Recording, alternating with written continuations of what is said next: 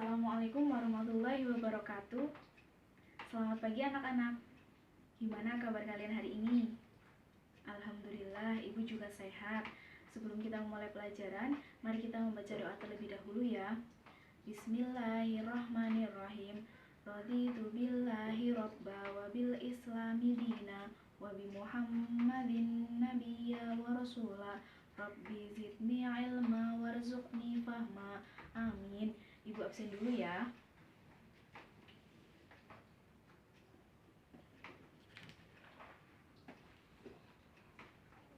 Mayada Syafa Silvian, Ihsan Satria Aji, Anissa Febrianti. Alhamdulillah semuanya hadir ya. Nah, di sini ibu mau menyampaikan sesuatu terlebih dahulu sebelum kita memasuki pelajaran. Jadi, kita tahu kan kalau Islam itu termasuk agama yang paling banyak penganutnya di dunia ini. Dan Islam itu juga pernah menjadi yang terbaik pada sepanjang peradaban Islam. Nah, ketika apa sih? Yaitu ketika tumbuh suburnya ilmu pengetahuan pada masa Daulah Abbasiyah pada abad ke-8, yaitu yang berpusat di kota Baghdad, Irak. Nah, popularitas kemajuannya ini ketika dipimpin oleh Harun ar-Rasyid dan juga anaknya yaitu Al-Ma'mun. Nah, Harun ar-Rasyid itu memanfaatkan kekayaan negaranya untuk keperluan masyarakatnya, yaitu untuk membangun rumah sakit, membangun lembaga kedokteran, membangun lembaga pendidikan, dan juga pemandian umum, serta kesusastraan.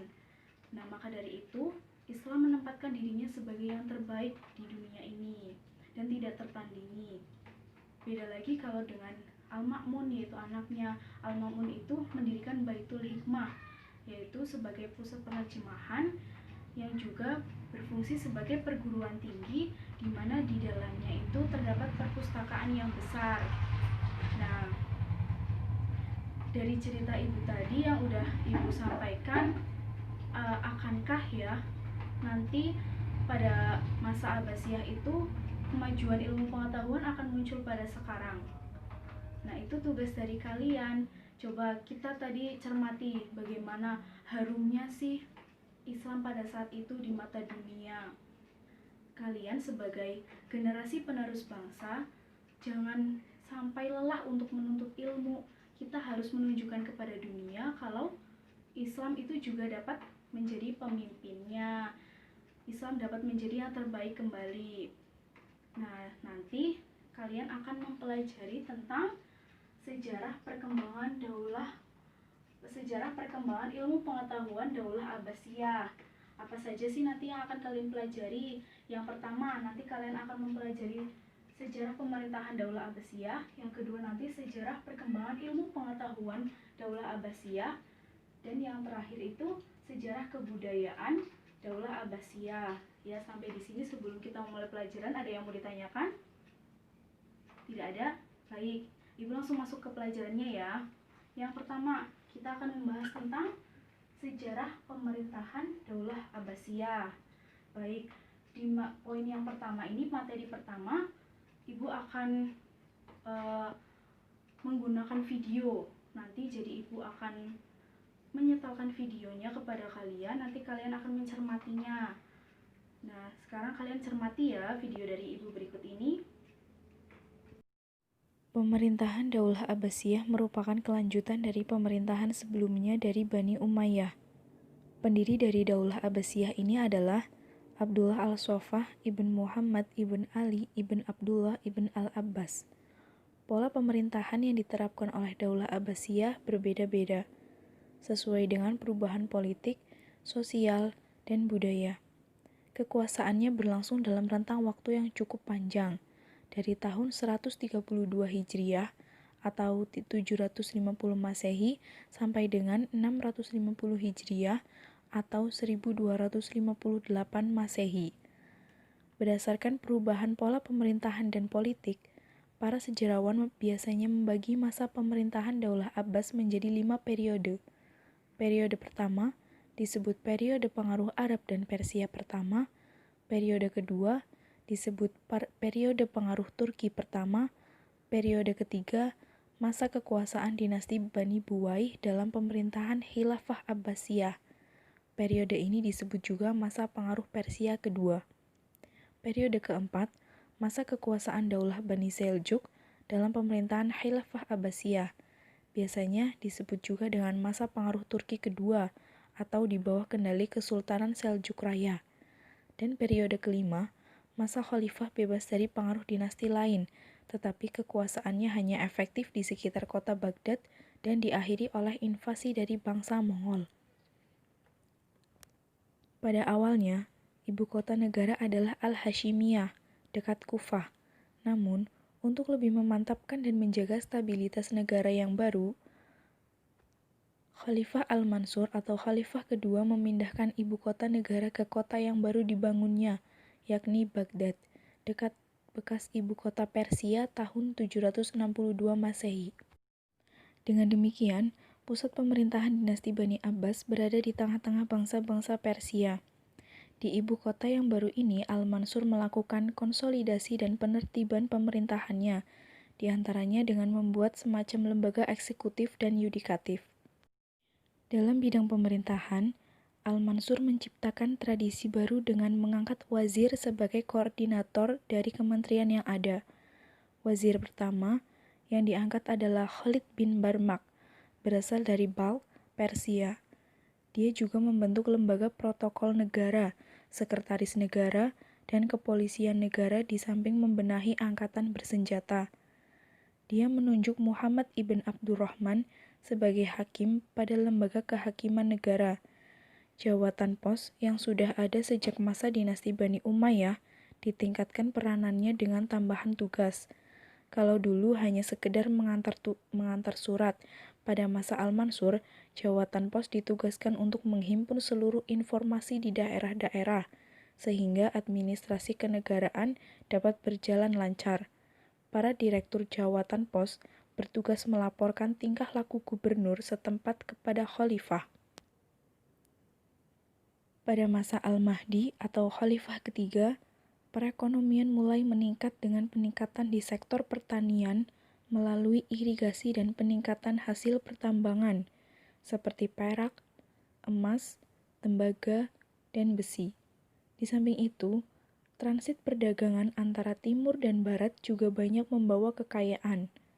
Basrah menjadi pelabuhan yang penting. Daulah Abbasiyah mengalami masa keemasan pada masa diperintah oleh Khalifah Harun ar-Rasyid sekitar tahun 786 sampai 809 Masehi dan putranya Al-Ma'mun pada tahun 813 sampai 833 Masehi. Harun ar-Rasyid adalah seorang khalifah yang adil dan memiliki jiwa sosial yang sangat tinggi. Untuk meningkatkan kesejahteraan dan layanan kesehatan, dia mendirikan rumah sakit, lembaga pendidikan dokter, dan farmasi. Pada masa pemerintahannya, sudah terdapat paling tidak sekitar 800 orang dokter.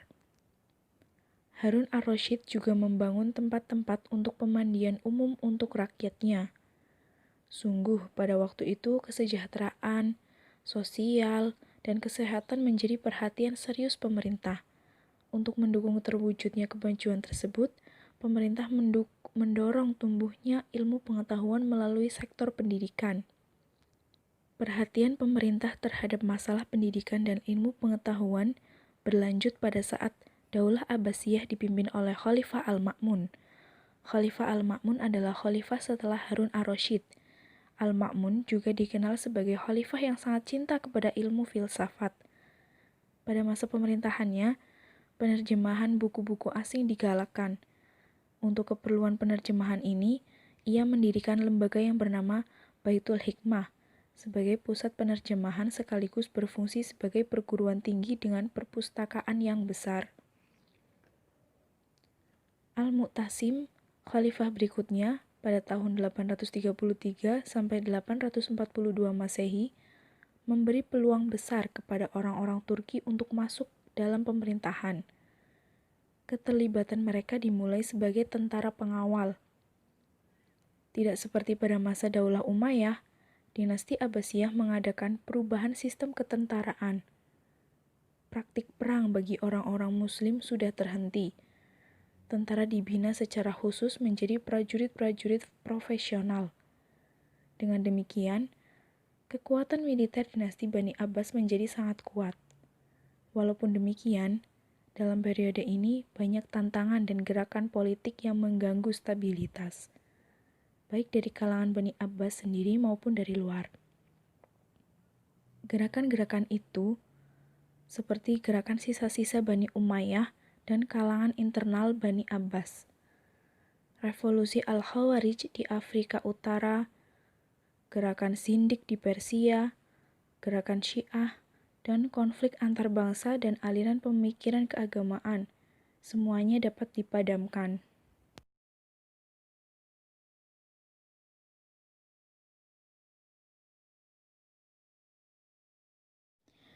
Berikut ini adalah nama-nama kepemimpinan khalifah pada masa Bani Abbasiyah sejak kepemimpinan yang pertama hingga kepemimpinan yang ke-37. Jadi di sini pendiri dari Bani Abbasiyah itu adalah Ibnu Abbas, Ibn Ali, Ibn Muhammad. Dan khalifah yang pertama adalah As-Saffah. Dia memimpin dari tahun 750 sampai 754. Yang kedua adalah Anma al-Mansur dari 754 sampai 775. Yang ketiga adalah Al-Mahdi dari 775 sampai 785. Yang keempat adalah Al-Hadi dari 785 sampai 786. Yang kelima adalah Ar-Rasyid dari 786 sampai 809, di mana di sini itu mencapai puncak keemasannya. Kemudian yang keenam adalah Al-Amin dari 809 sampai 813. Yang ketujuh Al-Ma'mun dari 813 sampai 833. Yang kedelapan adalah Al-Mutasim dari 833 sampai 842. Yang kesembilan adalah Al-Wasiq dari 842 sampai 847. Yang kesepuluh adalah Al-Mutawakkil dari 847 sampai 861. Yang kesebelas adalah Al-Muntasir dari 861 sampai 862. Yang ke-12 adalah Al-Musta'in dari 862 sampai 866. Selanjutnya yang ke-13 adalah Al-Mu'taz dari 866 sampai 869. Yang ke-14 Al-Muhtadi dari 869 sampai 870. Yang ke-15 adalah Al-Mu'tamid dari 870 sampai 892. Yang ke-16 adalah Al-Mu'tadid dari 892 sampai 902. Yang ke-17 adalah Al-Muktafi dari 902 sampai 908. Yang ke-18 adalah Al-Muqtadir dari 908 sampai 935. Yang ke-19 Al-Qahir dari 932 sampai 934. Selanjutnya yang ke-20 adalah Ar-Radi dari 934 sampai 940. Yang ke-21 adalah Al-Muttaqi dari 940 sampai 944. Selanjutnya yang ke-22 itu ada Al-Mustakfi dari 944 sampai 946.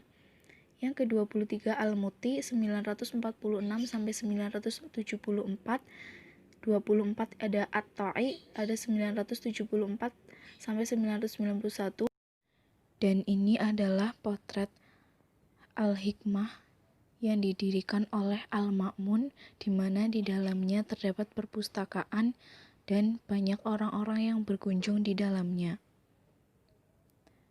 Oke, anak-anak, sekian video dari Ibu. Silahkan kalian cermati, kalian fahami. Semoga kalian sudah paham bagaimana sejarah dari Daulah Abbasiyah.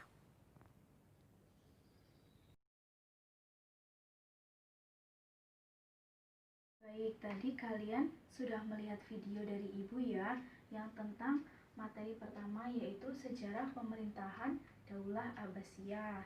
Sekarang kita memasuki materi yang kedua, yaitu tentang sejarah perkembangan ilmu pengetahuan pada masa Daulah Abbasiyah. Jadi, yang kita ketahui tadi kan Daulah Abbasiyah itu mencapai puncak keemasannya atau bisa disebut juga dengan The Golden Age. Nah, dari berbagai kemajuannya itu tidak hanya berbagai sektor ekonomi, kesejahteraan, sosial, tetapi juga pada bidang ilmu pengetahuannya, sehingga memunculkan berbagai bidang-bidang dan memunculkan cendekiawan-cendekiawan muslim. Nah, bidang-bidangnya itu apa saja sih?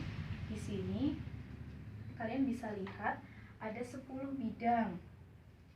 Bidang yang pertama itu ada bidang ilmu filsafat, bidang yang kedua bidang ilmu kedokteran, bidang yang ketiga bidang ilmu matematika, bidang yang keempat bidang ilmu falak, bidang yang kelima ada bidang ilmu astronomi, bidang yang keenam ada ilmu tafsir, bidang yang ketujuh ada bidang ilmu hadis, bidang yang kedelapan ada bidang ilmu kalam, bidang yang kesembilan ada bidang ilmu tasawuf, dan yang terakhir ada ahlinya fikih.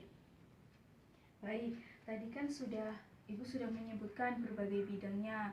Sekarang siapa saja sih cendekiawan-cendekiawannya? Yang pertama dari bidang ilmu filsafat itu ada Ibnu Sina, ada Ibnu Rushd, ada Al-Ghazali juga. Nah, kalau yang kedua itu dari bidang ilmu kedokteran. Bidang ilmu kedokteran itu contohnya ada Jabir bin Hayyan. Kalau yang dari bidang ilmu matematika, contohnya itu ada Al-Khawarizmi. Dari bidang ilmu falak itu ada Abu Masyar Al-Falaki. Selanjutnya di bidang ilmu astronomi. Bidang astronomi itu ada Al-Farozi. Yang selanjutnya di bidang ilmu tafsir, contohnya ada Ibnu Jarir At-Tabari. Dan selanjutnya itu di bidang ilmu hadis. Ilmu hadis itu contohnya ada Imam Bukhari, Imam Muslim, Imam Abu Dawud, Imam Nasai, dan lain sebagainya. Selanjutnya di bidang ilmu kalam. Ilmu kalam itu contohnya ada Wasil bin Atha. Selanjutnya di bidang ilmu tasawuf itu ada Al-Qushairi. Dan yang terakhir di ahlinya fikih itu ada Imam Syafi'i, Imam Hanafi, Imam Hambali, dan lain sebagainya. Nah, itu materi yang kedua. Sekarang Ibu akan menjelaskan materi yang ketiga. Materi yang ketiga itu tentang sejarah perkembangan kebudayaan pada masa Daulah Abbasiyah. Jadi di sini di sejarah kebudayaannya itu ada dua pusat kota. Pusat yang pertama itu di kota Baghdad dan pusat yang kedua itu di kota Samara. Baik, kalau yang pertama tadi di kota Baghdad. Kota Baghdad itu adalah kerajaan dari Daulah Abbasiyah, di mana didirikan oleh Abu Ja'far, dan ini terletak di tepian sungai Tigris. Dan Daulah Abbasiyah itu yang seperti kita ketahui tadi mencapai puncak kejayaannya pada masa Harun ar-Rasyid dan juga anaknya Al-Ma'mun. Selanjutnya di kota Samara. Kota Samara itu terletak di sebelah timurnya sungai Tigris atau sekitar 60 km dari kota Baghdad. Nah, di sini itu terdapat 17 bangunan yang mungil. Itu sebagai contoh seni bangunan-bangunan Islam. Nah, dari ketiga ini Ibu sudah menjelaskan tadi ya, kalian sudah melihat videonya dari sejarah pemerintahan Daulah Abbasiyah, sejarah perkembangan ilmu pengetahuannya, dan sejarah kebudayaannya. Sekarang ada yang mau ditanyakan? Ya, silahkan. Syafa, apa yang mau ditanyakan?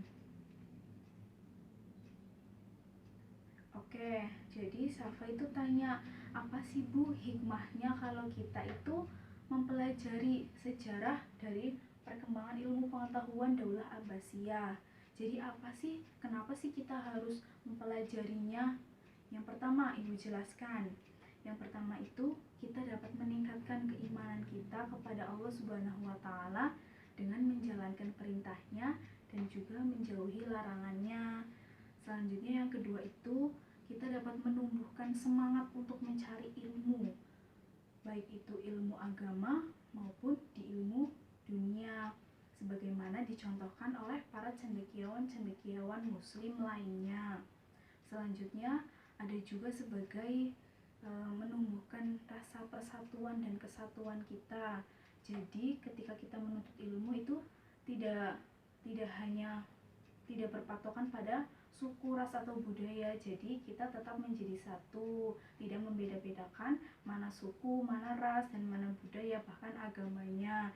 Jadi kita tetap akur. Nah itu hikmah-hikmahnya siapa? Jadi gimana? Siapa sudah paham atau belum? Alhamdulillah sudah paham ya. Yang lainnya sudah paham? Alhamdulillah. Ya baik. Sekarang kita memasuki sesi diskusi. Nah, di sesi diskusi kali ini Ibu mempunyai amplop diskusi. Apa sih maksud dari amplop diskusi ini? Nah, jadi di sini kan sudah kalian lihat ya, di sini ada 5 amplop dengan masing-masing warna yang berbeda. Jadi di dalamnya amplop ini sudah ada kertas. Masing-masing amplop sudah ada kertas. Tapi kertasnya itu di dalamnya yang ada soalnya cuma ada 3. Nah, di sini kan ada 5 amplop. Jadi kalian tetap dibagi menjadi 5 kelompok. Nah, nanti kalian memilih perwakilan mau warna apa aja dari kelompok kalian, perwakilannya mau kelompok mana. Semisal di sini kan cuma ada 3. Nah, berarti yang dapat 3 kelompok itu dapat soalnya. Nah, yang 2 gimana, Bu? Tenang aja, yang 2 bukan berarti aman, tapi nanti dia akan mengulas kembali materi kita pada hari ini, perwakilannya saja. Begitu, paham? Iya, sudah paham ya. Baik, sekarang perwakilan dulu dari kelompok 1. Coba siapa? Mau warna apa? Mau yang warna hijau. Oh, warna hijau. Oke, kita lihat ya. Di sini ada soalnya atau tidak? Ya, di sini ada soalnya ternyata. Jadi kelompok 1 nanti kalian sebutkan bidang-bidang ilmu pengetahuan pada masa Bani Abbasiyah. Ingat-ingat ya. Selanjutnya kelompok 2, coba mau pilih yang mana? Pilih yang warna pink. Oke, kita ambil yang warna pink. Ada nggak ya? Oh, tidak ada. Jadi nanti kelompok 2 diingat-ingat ya. Kelompok 2 nanti akan menguraikan, mengulas kembali. Selanjutnya kelompok 3. Mau yang warna apa? Warna merah? Oke, warna merah kita ambil. Wah, ternyata warna merah juga nggak ada nih. Berarti di sini kan tadi udah ada 2 ya. Ibu bilang tadi cuma ada 2 yang kosong. Berarti nanti kelompok 2 sama kelompok 3 mengulas kembali. Nah, sekarang tinggal kelompok 4 sama kelompok 5. Berarti antara kuning sama biru. Kelompok 4 mau yang mana? Mau yang kuning? Oke, yang kuning.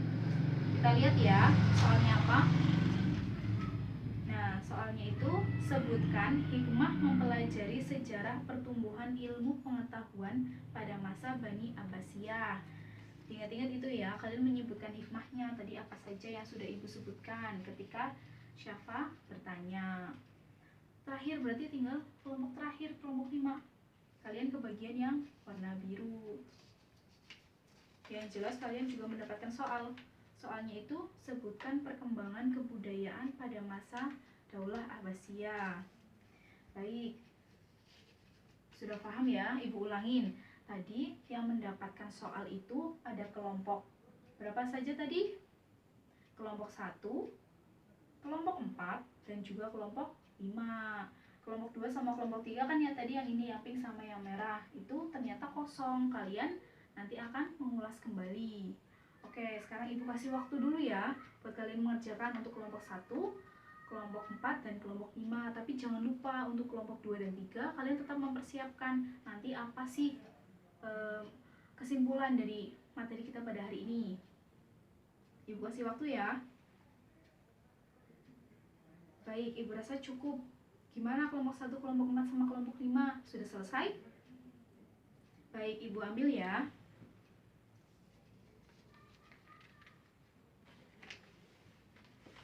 Nah, di sini dari kelompok 1 tadi kan tentang ini ya. Yang warna hijau itu tadi tentang bidang-bidangnya itu apa saja. Di sini Ibu tempel dulu. Dan yang kelompok 2 tadi ambil yang warna kuning. Kelompok berapa tadi? Kelompok 4 ya, lupa Ibu. Kelompok 4 ambil yang warna kuning. Tadi tentang hikmahnya ya. Hikmahnya. Baik, selanjutnya berarti yang terakhir kelompok ini tentang kebudayaannya. Nah, sebentar Ibu, itu dulu. Ini. Kemudian tadi yang ini. Dan nah, sekarang masing-masing kelompok sudah menyebutkan dari kelompok 1, kelompok 4, dan juga kelompok 5. Setelah Ibu lihat-lihat, setelah Ibu amati, ternyata alhamdulillah kalian sudah paham, kalian sudah menyebutkan dengan betul apa saja sih bidang-bidangnya, kemudian apa saja hikmahnya, dan yang terakhir apa saja kebudayaannya pada masa Bani Abbasiyah. Nah, sekarang tadi kan tinggal yang kelompok ini ya, kelompok 4 sama kelompok 2 sama kelompok 3. Kelompok 2 sama kelompok 3 ntar dulu. Sampai sini ada yang mau ditanyakan dulu? Tidak ada? Baik, alhamdulillah. Tadi masing-masing kelompok dari kelompok 1, kelompok 4 sama kelompok 5 sudah menyebutkan ya. Sekarang kita masuk kesimpulannya. Nah, kesimpulannya sekarang berarti tinggal tugasnya kelompok 2 sama kelompok 3. Ayo perwakilan kelompok 2 sama kelompok 3. Kelompok 2 dulu. Iya, terus? Iya, betul. Ya, terus kelompok 3. Baik. Iya, alhamdulillah kalian sudah paham ya. Nah, sekarang Ibu mau menyimpulkan dari keseluruhannya. Dari apa yang telah kita pelajari. Yang pertama tadi kan ada sejarahnya. Sejarahnya kita tahu kalau Bani Abbasiyah itu memang mencapai puncak kejayaannya, yaitu pada ilmu pengetahuannya. Nah, selanjutnya di bidang yang selanjutnya sejarah perkembangannya. Sejarah perkembangannya yang kita tahu memang tadi ada 10 bidang ya. Nanti kalian bisa dibaca kembali, itu ada filsafat, ada kedokteran, ada matematika, dan lain sebagainya. Selanjutnya di bidang kebudayaannya. Bidang kebudayaan tadi kan ada di 2 pusat kota, ada Baghdad dan juga ada Samarang. Dan yang tadi itu ada berbagai sistem pemerintahannya. Nah, selanjutnya itu ada hikmahnya. Tadi hikmahnya apa saja sih? Meningkatkan keimanan, kemudian menumbuhkan semangat kita untuk menuntut ilmu, dan rasa persatuan dan kesatuan.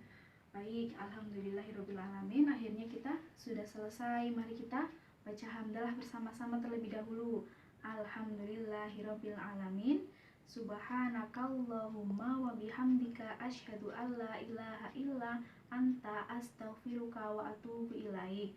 Sekian dari Ibu. Wassalamualaikum warahmatullahi wabarakatuh.